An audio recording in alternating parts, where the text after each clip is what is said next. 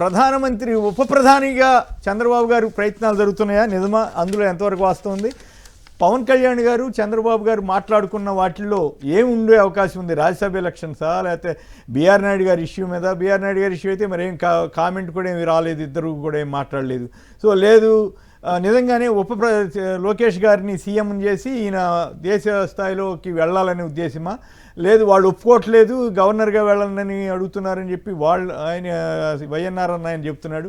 వీటిలో ఎంతవరకు వాస్తవం ఉంది? ఏది వీళ్ళిద్దరు భేటీ ఆంతర్యం ఏముంటుంది? పవన్ కళ్యాణ్ గారు అయితే లోకేష్ గారిని ముఖ్యమంత్రి గారిని చేయటం కోసం ఒప్పేసుకున్నారన్నట్టుగా రాస్తున్నారు. సో తిలక్ గారు, మీ కామెంట్ ఏమిటి?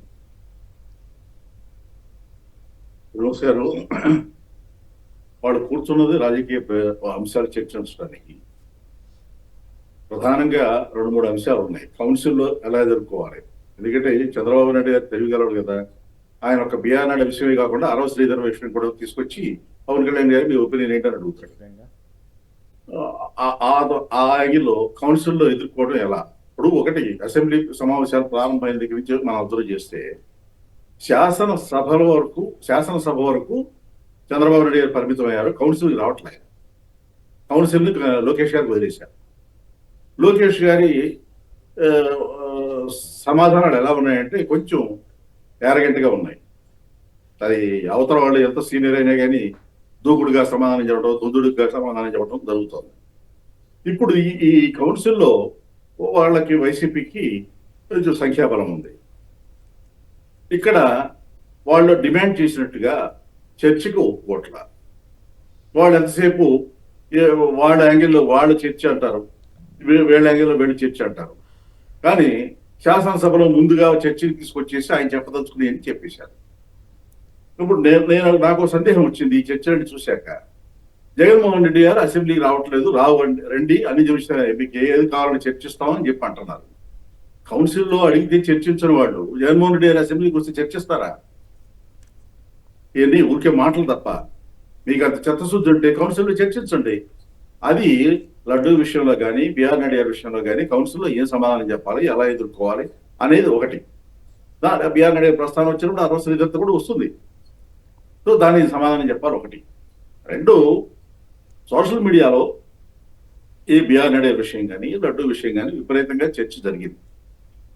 దాన్ని ఎదుర్కోవడం కోసం అసలు సోషల్ మీడియాని కట్టడి చేయడం కోసం ఏం చేయాలి?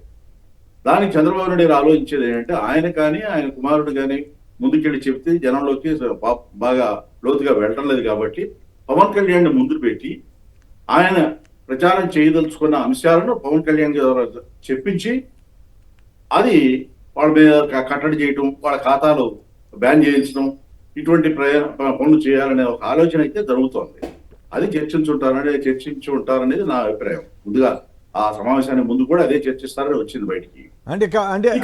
అంటే మీరు చెప్పేదాని ప్రకారం ఈ ఆయన లోకేష్ గారిని ముఖ్యమంత్రి చేసే అంశం, చంద్రబాబు గారు ఉప ప్రధాని అవ్వాలనే అంశం వచ్చి ఉండకపోవచ్చా? వైఎన్ఆర్ గారు ఆయన కీలక అంశాలు సమాచారం నాకు అందిందని వీడియో చేశారు. అది కాస్త ఆసక్తికరంగా ఉంది కాబట్టి ప్రస్తావిస్తున్నాం. మిగతా అంశాలు మీరు చెప్పినట్టు పత్రికల్లో అయితే వచ్చినాయి.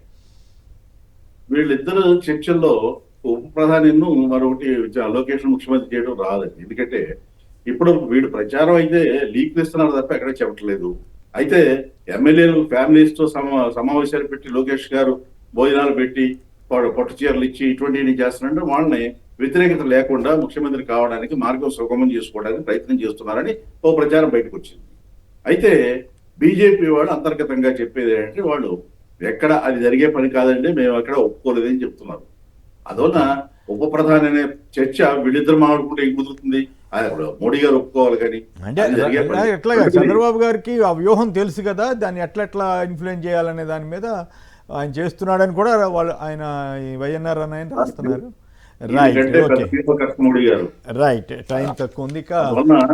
అది కాదు, ఇప్పుడు ఈయన ఆంధ్రప్రదేశ్ వదిలిపెట్టి ముఖ్యమంత్రి పదవి వదిలిపెట్టినా గానీ పగ్గాలు వదిలిపెట్టడానికి సిద్ధపడ్డు. ఆయన ముఖ్య అధ్యక్షుడుగాను పార్టీ కార్యక్రమాలు ఉండి ఆయనే పెత్తనం చేస్తాడు తప్ప ఈ రాష్ట్రాన్ని వదిలిపెట్టి వెళ్తాడని నేనైతే అనుకోవట్లేదు. రాంభూపాల్ గారు మీరేమంటారు? వీళ్ళిద్దరు ఏం మాట్లాడుకుని ఉంటారు? ఒకటి క్లియర్ గా కౌన్సిల్ లో ఇప్పుడు చర్చ జరుగుతుంది. ఎందుకంటే 4వ తారీఖు నాడు లడ్డూ వివాదం మీద మాట్లాడదామని పయ్యావుల కేశవ్ గారు చెప్పిన్నారు. కాబట్టి గత కౌన్సిల్ సమావేశాలు వాయిదా పడే ముందు చైర్మన్ గారికి మంత్రి గారికి జరిగిన వాద ప్రతివాదాలు కూడా మనకు తెలుసు కాబట్టి ఖచ్చితంగా అది చర్చనీయాంశం అవుతుంది. అందులో అది కీలకంగా ఈరోజు ప్రజానీకాన్ని ప్రభావితం చేస్తుంది. లడ్డు విషయంలో ప్రభుత్వం డిఫెన్స్ లో పడిపోయింది. అందుకని దాని నుంచి అఫెన్స్ లేక రావాలంటే ఏం చేయాలి? రెండోది, మీరు అన్నట్టుగా ఈ రోజు పేరుకు మంత్రిగా ఉన్నటువంటి లోకేష్ గారు ఒక శాఖకు మంత్రి కాకుండా సర్వశాఖల మంత్రిగా, అందరి దృష్టిలో ఆయనే సర్వశాఖల మంత్రి. పేరు ముఖ్యమంత్రి గారు, ఉప ముఖ్యమంత్రి గారు వీళ్ళు ఉన్నప్పటికీ అన్ని శాఖల్ని అన్ని రకాలుగా నియంత్రిస్తున్నటువంటి వ్యక్తి సహజంగానే లోకేష్ గారు. భవిష్యత్తులో ఆయన సీఎం గా చేయాలని కూడా అనుకోవడంలో రైట్ ఆర్ రాంగ్ అనేది వాళ్ళ పార్టీ లేదా ఆయన కుటుంబానికి సంబంధించిన. కానీ మనం అర్థం చేసుకోవాల్సింది, ఈ రోజు కేంద్ర ప్రభుత్వానికి చంద్రబాబు నాయుడు గారు గతంలో ఎప్పుడు లేనంతగా భావజాలాన్ని, పూర్తిగా బీజేపీ భావజాలాన్ని తన నోటితో మాట్లాడటం అనేది రాష్ట్రానికి చాలా ప్రమాదం. మొన్నటి వరకు పవన్ కళ్యాణ్ గారు సనాతనవాది అని చెప్పుకునేవాడు.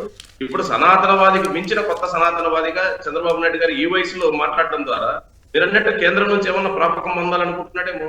భవిష్యత్తులో ఏదైనా కేంద్రంలో తన సఖ్యతను పెంచుకోవడం ద్వారా కుమారుణ్ణి మరింత ముందుకు తీసుకురావాలనే ప్రయత్నం కూడా ఉందేమో తెలియదు. కానీ ఆయన మాట్లాడుతున్న మాటలు మాత్రం పచ్చి మత ఉన్మాదాన్ని, మత రాజకీయాల్ని పెంచి పోషించే పద్ధతుల్లో ఉన్నాయి.